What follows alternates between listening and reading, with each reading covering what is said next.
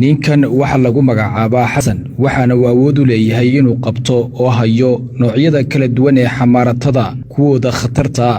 waqtiga aanu la kulanay waxa uu gacanta ku hayay nooca loo yaqaan abeesada oo kamid ah kuwa khatarta ku ah nolosha aadamaha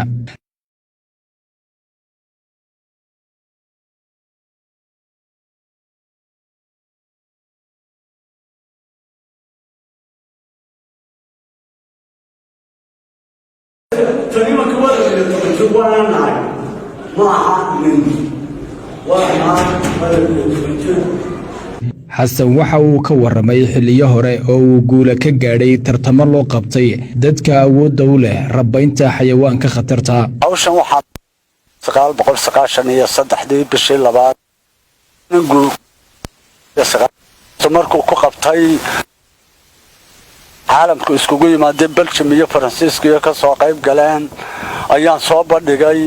waran cadana u hayay libaaxyada loo bilood jiray number 1 kan galay waraysigii la yeeshana wuxuu ahaa masas kala duwan baan siday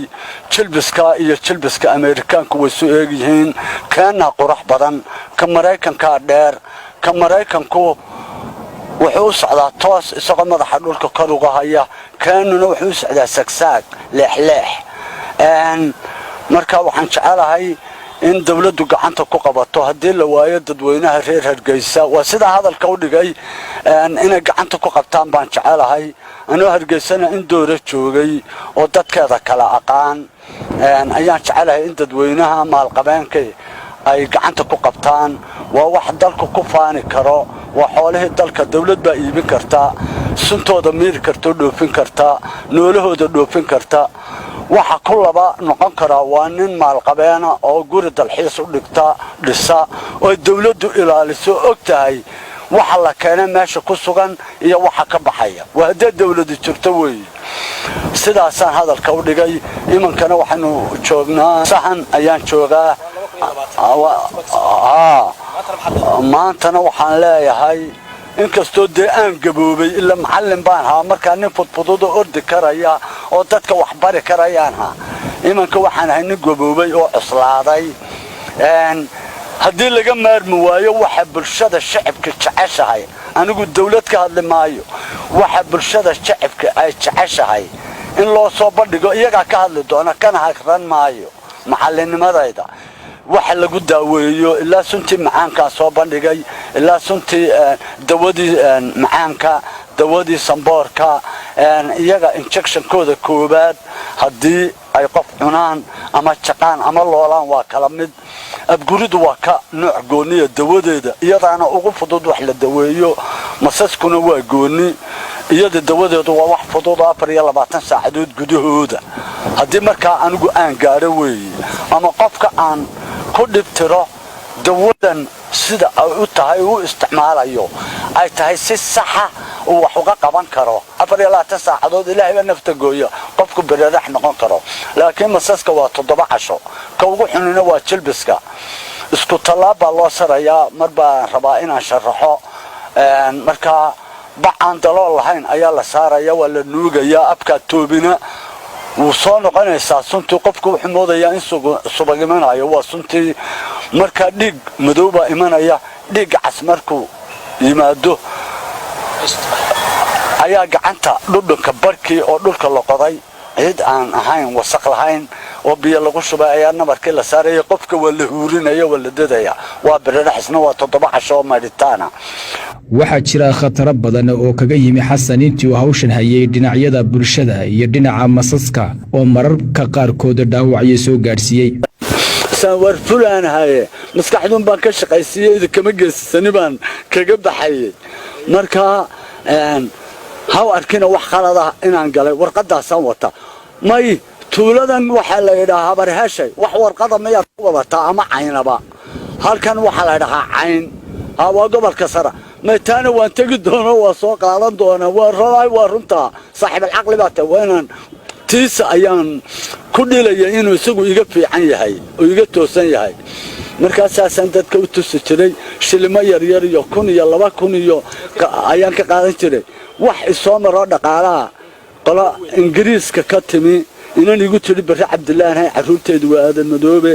inamada maska igu dub hadduusan cunayn booskaadhiya dhaqaalaan ka helayaa markaa dhaqaale helo waa kula soo xidhiidhayaa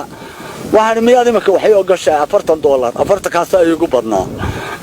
iyo arooska inaa indho deero aan ka helay $100 wax kale oo iska un macnaas 2,000 dabeedna magaalada waxaan kala caraabi jiray 150,000 oo lacagtii hore giimbaarka markii dambana laanta laakiin wax dhaqaalaha kama helin sidii Mareykanka iyo ay kala iibsadeen Soomaaliya madaxweynihii taariikhda Mareykanka Ronald Reagan iyo Siyaad Barre Beledgeesi bay igu kala iibsadeen dawladda markii la yiri soo gudbiya ilaahi waan imanka halkan jooga la yiri soo gudbiya weeraruun iska kay qabsaday mooye wax kala ma arag yeelkadeeda waan ka noolahay waana ka tanaasilay imanka anugunba isiri war bulshada istus haddii magac dawladeed jiro istus bal in caalamka istus numberkana waan ku qorayaa mid waa saad buleeyo malhi waa 31542 midna waa saad male anaa ku qoran ka Jamaal Rashiid jaamac baa la yiraahdaa ka aan ku qoranahay saad male waa 62325 waxaa la arkaa noocyada iyo qaababka kala duwan ee ay ka kooban yihiin waxaana uu sheegayaa astaamaha iyo magacyada qaarkood wallaahi waxa aan jeclaa bulsho waliba waxay leedahay wax looga dambeeyo hadday tahay geesinimo haddii ay tahay ilbaxnimo haddii ay tahay dhaqan caalamka wax ay kaga dhaqan duwan yihiin sida ciyaaraha Soomaaliga oo kale dhaqan gaarabeleeyin wax waa xoolahaagii waa dhaqankaagii in bulshadu gacanta ku qabato abguridu way cuntay abrisku way cunay bahalkan ciyaari raggeeni baarcada sida goodis garangari sida gore garbaaxood sida garanu soobood goodka iyo jilbiska ugu xun bahala labaduba way cunaan waxa igu sii khatarsanaa anigoo aan quraacan oo sabradaysan oo gaadla galaa inaan qaylinaysa arkay adeero waxaan sidii dhaanso barkadii halkii lagu istaagi jiray bahal madooba iyo eriyaday jilbis buu hawaan qabtay bacdan ku riday umaamadan garabka gashaan ku ritay waa iskala socday waar maqasiga ibiya ma hayna gaadlaha kala haya marka waxay socdo dhabarka igu dhagay isagoo macilmale waa foolal sida parampar ku foolal leeyahay isaga iyo abeesku macilmale waxa ugu macdheer abgurida iyo halaqa marka taasa in badan aan bukay markiiba cusba caruureeda sita afka ku shubtay cusbadu waan jegsha koobaad beerka marka ku dhacdo beerku dhiig ma qaadanayo wadnaha ka uu dalacaya dhiig wuxuu hayaa beerku halkay sunta milixdu ku gaadho ayay ku baqaysaa tabaadna ilaahay saasuu ugu badbaadiyo aan ku ladnaado halkii aan sarayna suyiro madow dhuxul ka soo noqotay baalkuna midabkiisu waa wada dhuxul waa laba afle dhinacu doon u socdaa waa khatar iyo goodka kuwaas ugu khatarsan abguridu sunteedu waa khatar qofku markuu ogaado sunta iliga waxa ka xuntana carabka ka tufayso halkii nabarka u yeeshay ayaa suntu xulaysaa sida naabaalkay ku fidaysaa lafaha waxa noqonayaan daqiiq iyadoo waa la meeyraya waa la hurinaya qofka madaxdaasana injection koobaad oo ah dad iyo duunyaba wixii baal cuno gurida waxa la yiraahdaa qabla xanash ayaa kitaabka ugu taal iyada waa todobada axmaqaabay kow ka tahay xayo abeesada yahay xamaaratada marka soo noqdo labada